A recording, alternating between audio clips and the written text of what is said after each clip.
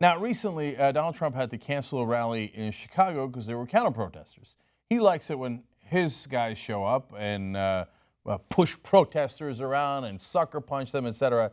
But he doesn't like it if the other side is.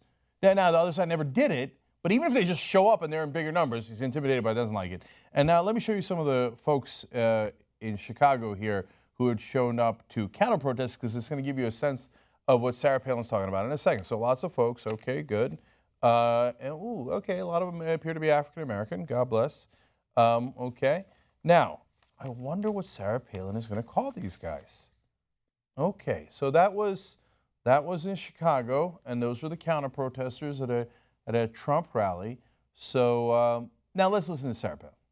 We don't have time for is all that petty, punk-ass little thuggery stuff that's been going on with these quote-unquote protesters who are doing nothing but wasting your time and trying to take away your First Amendment rights, your rights to assemble peacefully, and the media being on the thug side.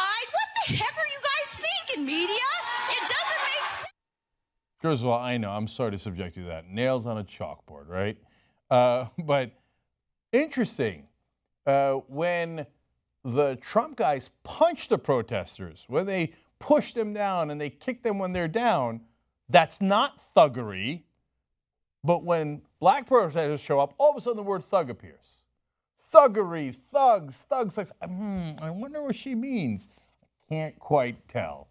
Okay, I'm pretty sure I know. But I love this because then Stacey Dash, who's one of the dumbest people in America, and has decided that she's going to make a career comeback by being a black conservative on Fox News, God help her.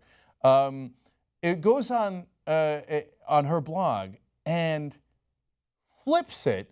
So now if you refer to Donald Trump in that way, it's actually a cool thing. Not thug exactly. Here, I'll show you. Here's what she wrote.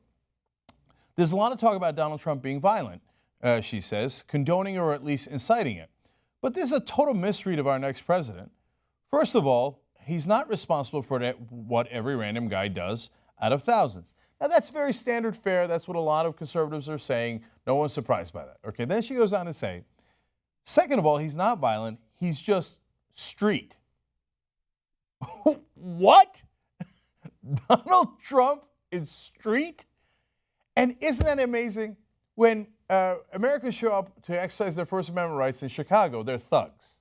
When Donald Trump does something, including inciting violence, that's just street. So he's cool. He's cool. When a white guy does it, he's cool. When a black guy does it, they're thugs, right? And now, street, Donald Trump is the least street person on the planet. Why is he street? Quote, he was born in Queens. Oh.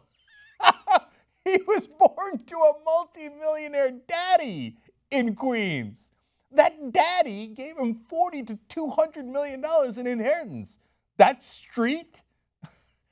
She goes on to acknowledge, she says, Dash readily admitted, as media reports, that Trump had a privileged background and wasn't, quote, hustling on the street, dodging bullets, you think? But there is something about growing up in New York, a certain toughness instilled, a certain level of street that can't be ignored. What are you talking about? There's all the people in New York that live on the Upper East Side on Park Avenue who are the least street people on the planet. To the cloud, millionaires and billionaires on Park Avenue are quite street. I mean, they're on a street, Park Avenue. I do declare that was a good one. That was a good one. Quite street. And she finishes by saying, he knows both sides of the street. Wow, man, this guy's like Rick Ross. He maybe bigger than Rick Ross. He controls both sides of the street.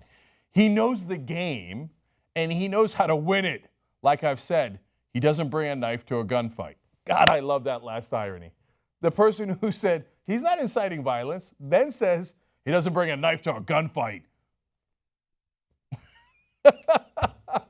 Gosh, she's so thick-headed. All right, but putting Stacey Dash aside, isn't that interesting? Right?